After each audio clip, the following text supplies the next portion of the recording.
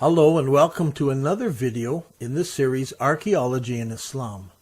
My name is Dan Gibson, and today we want to examine the question that viewers have asked about Muhammad in Petra. Let me start by saying that I am making these videos to answer questions that people have asked after seeing the documentary video, The Sacred City. If you have not seen that film, then please try to watch it, as these videos will make more sense if you watch the film first. You can find the film in a dozen different languages on the Sacred City website at the bottom of the screen.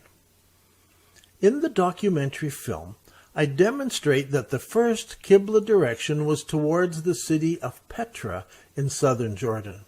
As we have discovered so far in this series, it appears that Petra at one time was also known as Mecca. Thomas Arts Rooney, writing in 887 AD, makes this very clear to us, as he clearly identifies Petra, and then he lets us know that he's speaking of Mecca, the Mecca, he says. We also noted that all of the mosques all over the world in the first 100 years of Islam pointed to this city in southern Jordan. If you want to explore those mosques, then visit the website The Sacred City and check out the graphical interface. It allows you to examine these mosques and to check the evidence for yourself. This graphical website is the latest evidence. We have also shown in this video series that the original Kaaba was located in the city of Petra. It is the ancient foundation in front of the large building known as Temple of Dushera, or Qasr al-Bint. Some people imagine that the Kaaba would have been a very large, impressive monument, but that is not the case. At this time it was a squarish-looking structure, quite unimpressive. We learn from Azraqi the exact size of the Kaaba building during Muhammad's lifetime. Earlier in this series, we measured the old foundation that is in Petra, and we discovered that it is the exact size of the original Kaaba building as described by Azraqi. It was not square. Each side had a different length, and this foundation matches each of those lengths. And don't forget, every mosque at this time faced this building.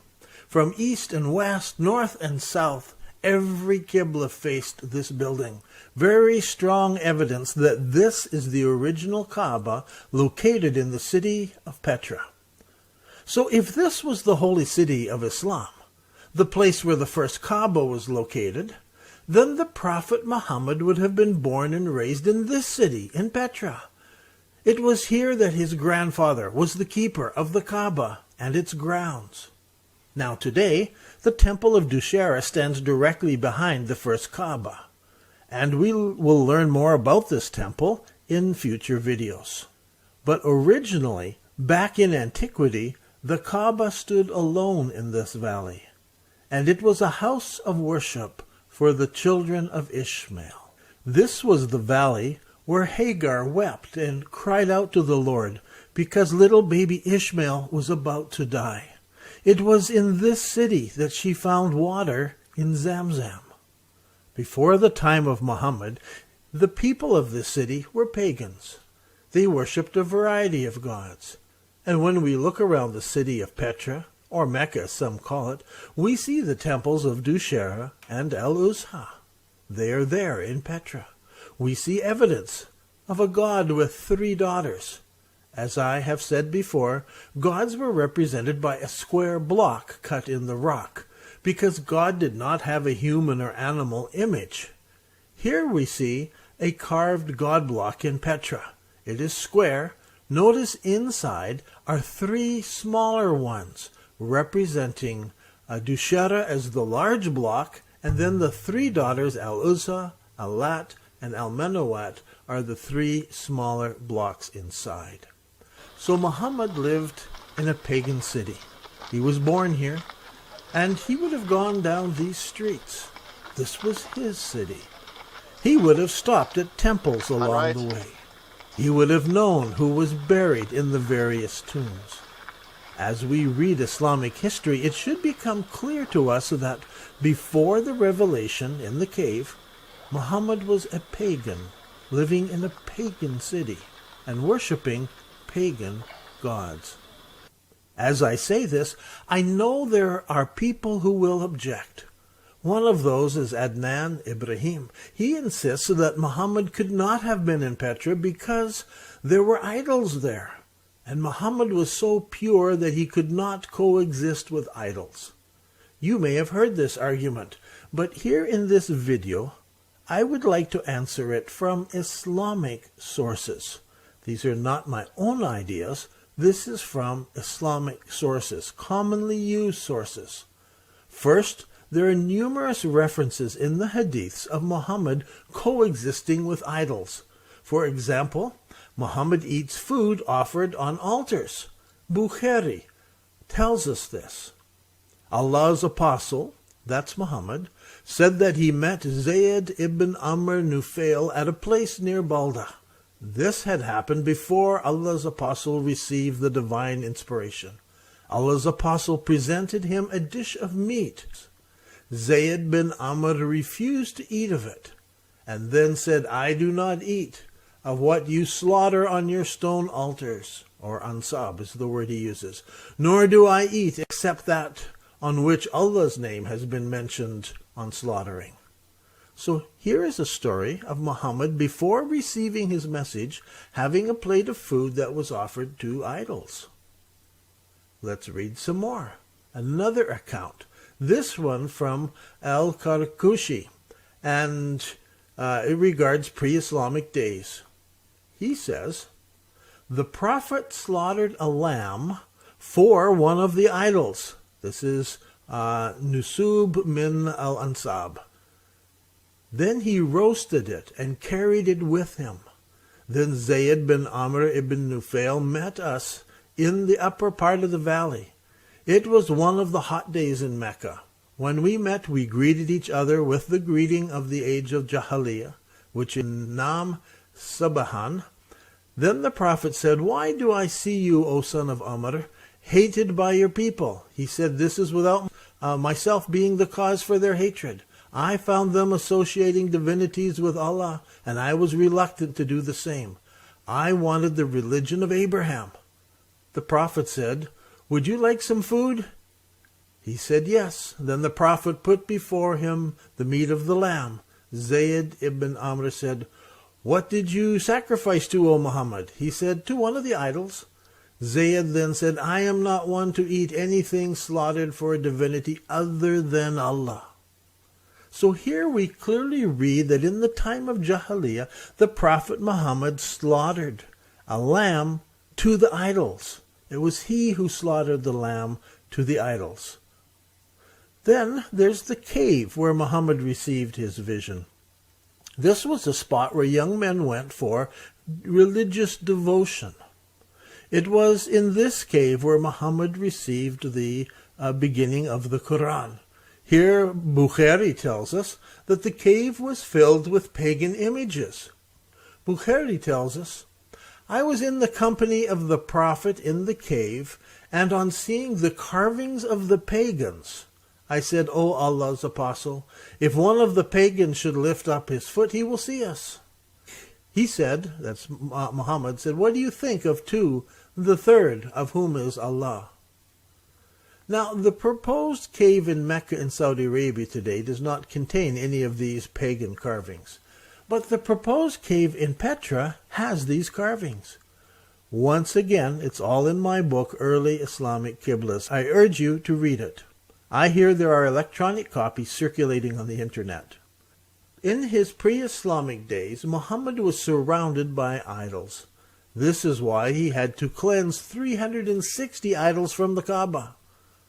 When he was chosen as a young man to place the black rock into the corner of the Kaaba, he doesn't object to the presence of other idols. There were 359 other idols in that place. In the end, it doesn't matter whether they were in Mecca or in Petra. There were still 360 idols in one place in that city, and Muhammad was there in that place. In addition to this, in Volume 4, of his Musnad, Ahmad ibn Hanbal tells us that Khadija, the wife of the Prophet, had an idol of Al-Uzza in her house. In the Book of Idols, Hisham ibn al-Kalbi speaks of the Prophet Muhammad worshipping Al-Uzza. We have been told that the Prophet of God once mentioned Al-Uzza, saying, "I have offered a white sheep to Al-Uzza, while I was a follower of the religion of my people." Ibn Kathir repeats this in his tafsir on the Quran. Ibn Hanbal adds that the family used to worship it just before bedtime. Additionally, whenever Muhammad complained that he was affected by the evil eye, Khadija used to send for an old elderly woman, a sorceress, to charm it away. This was in the time of Jahiliyyah. So it seems to me that the argument is Muhammad would never have been in the presence of idols is a rather modern-day Islamic teaching, not based on what the early records record. Perhaps whoever started this idea had never read the writings of the early Muslim writers. From what we read, I understand that Muhammad grew up in idolatry. He participated in idolatry, and he very slowly revealed Islam to the people, just a few verses at a time as he received them. There's no event where the entire Quran came down. It was just a little bit here and a little bit there. When something happened and the people needed guidance, then Muhammad uttered a new revelation from God. It wasn't revealed all at once. And so in the beginning, people wrote down the individual utterances. Often they were just a few verses or just a few lines. Some given here, some given there, some in front of these people, some in front of other people. Little bits and pieces. Some of these sayings were collected into groups, and they were named. So you have things like the cow, or the woman, or the camel. These were the individual names, and people knew them by these names.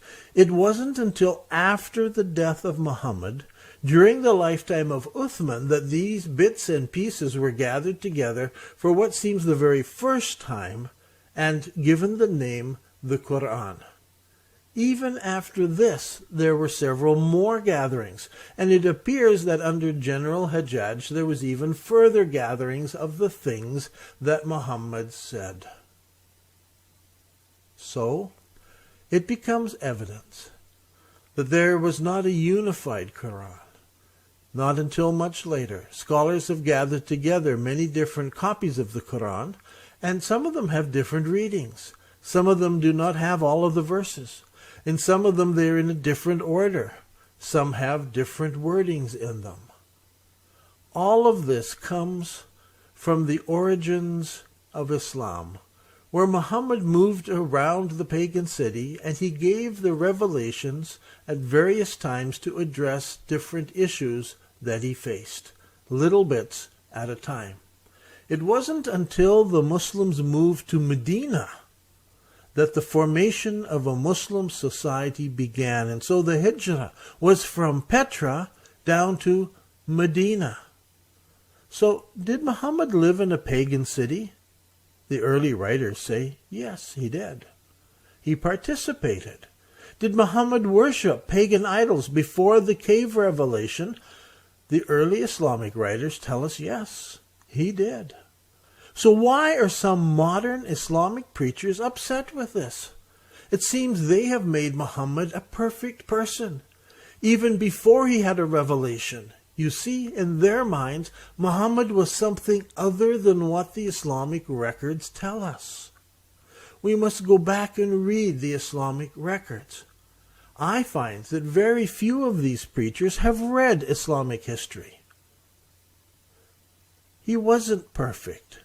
The histories make that perfectly clear. Even after the revelation, he gave in to pressure and he said what is commonly called the satanic verses. How do you explain that? Look, I am not trying to dishonor the prophet. Not at all. I am simply trying to get an honest, historical picture of him from the early source materials. What does it actually say about the prophet? So, it shows, as far as I can see, that Muhammad lived in a city with a large pagan population. Was that city Mecca in Saudi Arabia? Archaeology says no. The mosques clearly demonstrate that they all pointed to Petra. Muhammad was born in Petra. He traveled from there to Syria on a camel caravan. Later, he escaped from Petra, which was known as Mecca, and he emigrated to Medina in Saudi Arabia. This is what the archaeological evidence tells us. And there's very little in the early records to challenge it. It is all about understanding geography and which city is referenced when the early writers call a city Mecca. I'm Dan Gibson, and this has been another video in the series Archaeology and Islam. Thank you for joining us.